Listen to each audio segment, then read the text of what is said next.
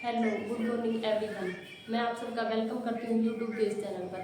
जैसा कि आप सबको पता है, हमने हिस्ट्री की सीरीज स्टार्ट की हुई है। इसमें हमने पढ़ना स्टार्ट किया था वैदिक युग के बारे में।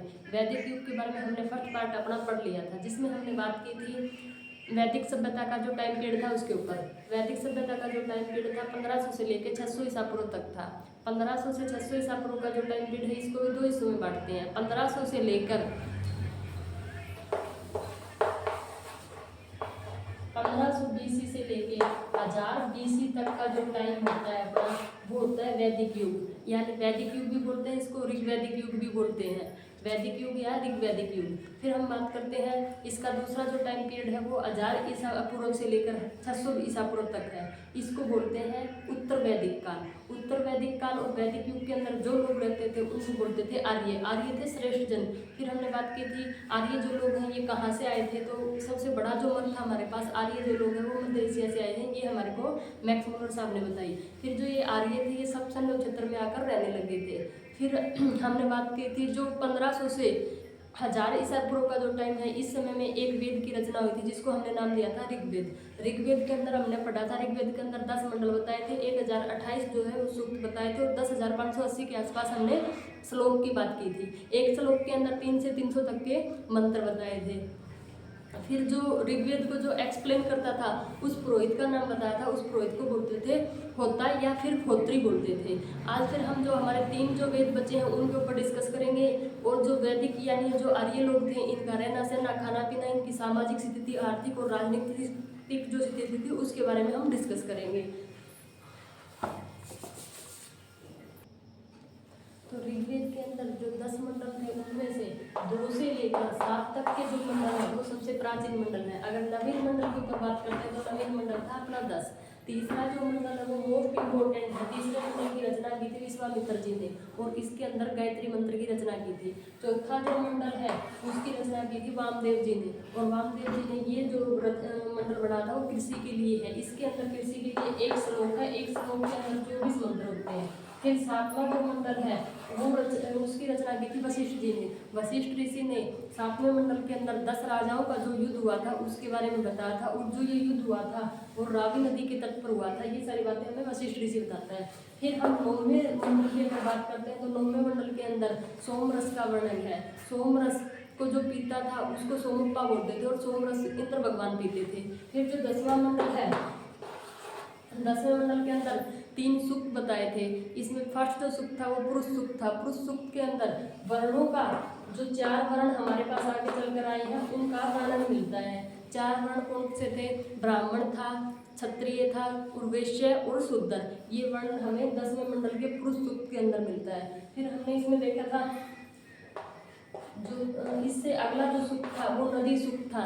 नदी सूक्त में नदी को नदी तमा की संज्ञा दी गई थी, माते तमा की संज्ञा दी गई थी और देवी तमा की संज्ञा दी गई थी। फिर जो तीसरा जो सूक्त है वो था विवाह सूक्त। विवाह सूक्त के अंदर 8 प्रकार के विवाह बताए गए थे, और जो 2 प्रकार के विवाह जो थे वो इम्पोर्टेंट थे, अनुलोम विवाह और प्रतिलोम विवाह। अंतरजातीय विवाह भी इस टाइम में प्रचलन में थे। अब हम आगे जो अपने 2-3 वेद रहते हैं उनके ऊपर डिस्कस करते हैं। दूसरा वेद अपना जो है वो है यजुर्वेद। यजुर्वेद जो है वो यज्ञ पर आधारित, यज्ञ के अंदर कौन सी हवन सामग्री चाहिएगी, कौन सी लकड़ी चाहिएगी, किस टाइम में यज्ञ होगा, ये सारा डिस्कशन जो है वो है यजुर्वेद में। यजुर्वेद शुक्ल यजुर्वेद और गद्य यजुर्वेद 2 हिस्सों में डिवाइड किया गया है। शुक्ल यजुर्वेद जो है वो शुक्ल यजुर्वेद है वो गद्य में रचना हुई है शुक्ल यजुर्वेद की, और जो कृष्ण यजुर्वेद है उसकी पद्य में रचना हुई है। यजुर्वेद को जो एक्सप्लेन करता है उसको बोलते थे अध्वर्यु। फिर नेक्स्ट अपने पास वेद आता है सामवेद। सामवेद संगीत पर आधारित सबसे प्राचीन जो बुक है वो है सामवेद। सामवेद के अंदर हमारे जो 7 स्वर है, सारे गामा पारे पादानी, ये जो 7 स्वर जो है वो उनकी जो रचना हुई है वो सामवेद के अंदर है। सामवेद जो है वो बताते हैं सामवेद के 75 जो श्लोक है वो मूल श्लोक है, बाकी जो श्लोक है वो सारे ऋग्वेद पर आधारित है। तो इसलिए ऋग्वेद सामवेद को बोलते हैं ये ऋग्वेद पर पूर्ण आधारित वेद है। सामवेद को जो एक्सप्लेन करता है उस ऋषि को बोलते थे उद्गाता। अब अपने पास चौथा वेद आ जाता है अथर्ववेद। अथर्ववेद के अंदर जादू टोना खगोल शास्त्र की जो बातें हैं, ग्रह नक्षत्र, ये जो सारी जो बातें हैं वो अथर्ववेद के अंदर आती है। अथर्ववेद को लौकिक वेद कहा गया है और अथर्ववेद को ही ब्रह्म वेद भी कहा गया है। कई बार पेपर में क्वेश्चन ऐसे आ जाता है कि ब्रह्म वेद किसको कहा गया है, तो बच्चे ऋग्वेद के ऊपर करेक्ट कर देते हैं, लेकिन ब्रह्म जो वेद है वो अथर्ववेद है। लौकिक वेद यानी लोगों ने जिसको मान्यता दी है वो वेद भी हमारा अथर्ववेद था। अब एक सबसे मोस्ट इम्पोर्टेंट क्वेश्चन ऐसे आता है कि वेद त्रय के अंदर कौन सा वेद शामिल नहीं है। वेद त्रय के अंदर 3 वेद शामिल है लेकिन एक वेद शामिल नहीं है।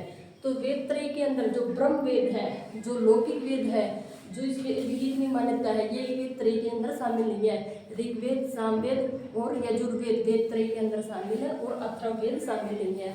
और जो अथर्ववेद को जो एक्सप्लेन करता है उसको उस पंडित को यानी उस पुरोहित को बोलते थे ब्रह्मा भी बोल देते थे और ब्राह्मण भी बोल देते थे। अब हम आगे जो लोग हैं उनके परिधान यानी उनकी वेशभूषा, उनके जो वस्त्र हैं उसके ऊपर डिस्कस करते हैं। उनका जो एक वस्त्र है उसका नाम होता है नीवी होता था। इनका जो कमर से नीचे जो कपड़ा डाला जाता था उसको बोलते थे नीवी। फिर एक आता है वासस का मतलब होता था जो कमर से जो ऊपर कपड़ा जो डाला जाता था उसको बोलते थे वासस। फिर एक है अधिवासस जो कपड़े के ऊपर कपड़ा जो डाला जाता था उसको बोलते थे अधिवासस। अब इनकी सामाजिक राजनीतिक और सामाजिक हमने राजनीतिक इकाई देखी थी। जो राजनीतिक इकाई में जो सबसे छोटी संरचना जो सबसे पहले स्टार्टिंग होती थी वो परिवार थी। परिवार जो थे वो एकल परिवार न होकर संयुक्त परिवार मिलते थे। और जो लड़कियां थी यानी अपनी जो लड़कियां हैं, बहन बेटियां हैं, पत्नी हैं, उनकी भी इज्जत इस टाइम के समाज में ज़्यादा थी। लड़कियों को पढ़ने का हक था। लड़कियां जो थी उनके उपनयन संस्कार होते थे। पत्नी की भी इज्जत इस टाइम में बहुत ज़्यादा थी। पत्नी के लिए इस टाइम में एक वर्ड यूज होता है जायदस्तम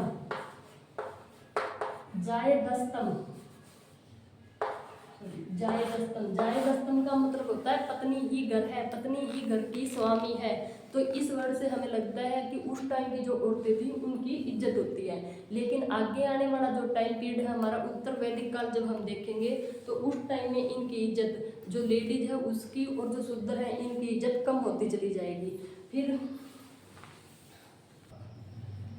फिर आगे हम उनकी आर्थिक व्यवस्था देखते हैं। पहले हम देखते हैं जो आर्य जो लोग थे वो कबीलों में रहते थे यानी कि कबीलाई समाज था। इससे पहले हमने जो हड़प्पा सभ्यता देखी थी वो पूरी नगरीय सभ्यता थी यानी शहरी सभ्यता थी। और जो बाद में आने वाले जो लोग हैं यानी आर्य जो लोग हैं ये कबीलों के अंदर रहते थे और इनका जो जीवन है वो स्थायी नहीं था। ये ज़्यादातर पशुपालन करते थे। आज यहाँ पे पशुपालन किया, कल वहाँ पे किया। खेती भी इनके पास कम थी। लेकिन जब से इन्होंने खेती करना स्टार्ट कर दी तब से इनका जीवन स्थायी बन गया था। फिर हम देखते हैं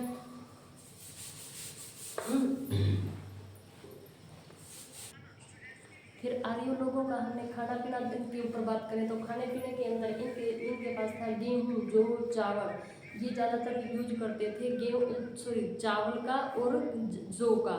जौ को उस टाइम में यव बोलते थे ये लोग। जौ में क्या बोलते थे? यव। और चावल जो है उसको बोलते थे व्रीहि। चावल के लिए व्रीहि शब्द यूज हुआ है और जौ के लिए यव। जो यूज करते थे गेहूँ, चावल, ये सारी चीज़ें इनके खाने की जो फसल थी वो थी।